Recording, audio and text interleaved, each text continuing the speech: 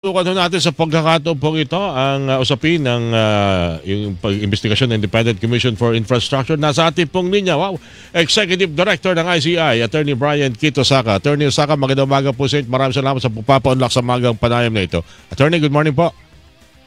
Good morning, Orly. Good morning sa mga nakikinig ng iyong programa. Again, thank you so much sa pagpapaunlak. Unahin ko na lamang yung mga technical issues sa live streaming na nabanggit po sa paninig ng Senado. Sinabi naman ng ICI na bukas sa ganitong uri ng paglalahad ng inyong investigasyon sa kaugnay sa usapin ng flood control anomaly. Meron pa ho bang sa usapin ng technical, meron ho bang kinakarpang problema o ito po'y kayang tugunan lalo na po ng DICT, Attorney Osaka? Sa ngayon po kasi wala pa akong mga kagamitan ng ang ICI. Dahil nga kakasimula pa lang ng isang buwan. In fact, yung ginagamit nga namin, meron pong yung PTV formula, RTVM mo yata yung tumutulong sa amin at that time para lang sa technical issues. But we need to move forward now and actually have our own equipment. So in the meantime, kung hindi pa ako kinakaya yan, we will find a way, no? But definitely, tinitingnan ako namin yan para nang matutugunan yung ganitong mga issue. Alright. So ito yung linawin ko lang, Attorney, matutuloy pa rin po ito. Itong live streaming na to. Hindi na natin matiyak kung next week ba talaga ito or baka by November o by December. Yung panahon lang, yung petsa lang kung kailan ito may sasagawa. Yun ang po ang issue ngayon. Ang issue rin po kasi dun kahapon naglabas ng statement ng aming chairperson na si Justice Andres Reyes. Pinapaliwanag niya na ang live streaming nga kasi wala pa kaming guidelines, procedures and rules.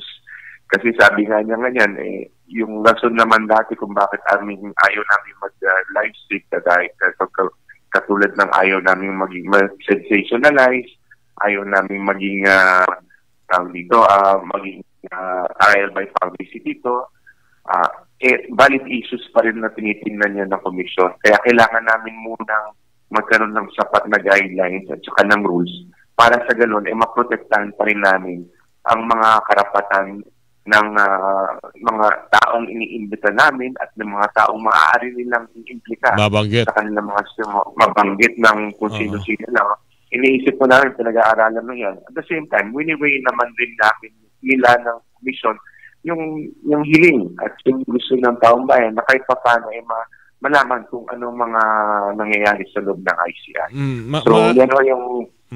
Maaari bang isipin, Attorney Osaka, na baka hindi matuloy eventually itong live streaming na ito? Hindi ko sinasabi naman. Yan lang, sinasabi lang mo natin dyan is sabi sa statement ni Justice Andy Reyes, kailangan po namin ng sapat na guidelines. Not only for the commission to follow, but also sa mga imbitahin namin ng mga resource persons para meron naman silang parang guidelines, malaman nila ano yung mga mangyayari during the hearing, no? Para po, yun nga, sabi nga sa statement ni Justice Andy Reyes, kailangan po namin i-weigh kung ano man yung mga dapat namin ilagay dun sa aming guidelines para maprotektahan ang karapatan ng mga taong iimbitahin at saka yung hilingan ng tao for more transparency. Hintayin ho muna natin kasi hindi pa ho namin nasisimula o nagagawa yung guidelines ngayon kasi kaka-announce lang po nga. Ang pagsasalarawan nyo kasi, Attorney Saka, parang in a way, parang kinakailangan masuri o mapag-aralan muna lahat ng magiging affidavit, lahat ng magiging takbo ng pagtatanong bago ito, kung may live streaming bago iharap sa live stream, pagla-live stream, para walang maging usapin ng paglabag sa karapatan. Parang ganun ang posibleng mangyari, Attorney Osaka? Yung statement ni Judge Andy Reyes, ang sinabi lang naman po niya doon is kailangan po ng commission na magbuo ng guidelines, rules, regulations, taking into consideration yung mga kailangan naming kailangan protektahan ng ICI or kahit pa paano sigurado, katulad nga po yung mga issues na sinasabi that it should not be a trial by publicity, no sensationalism, no political grandstanding, mga ganyan po. No? So, tinitingnan namin kung paano namin mailalagay ito paano mailalagay ng commission ito sa guidelines.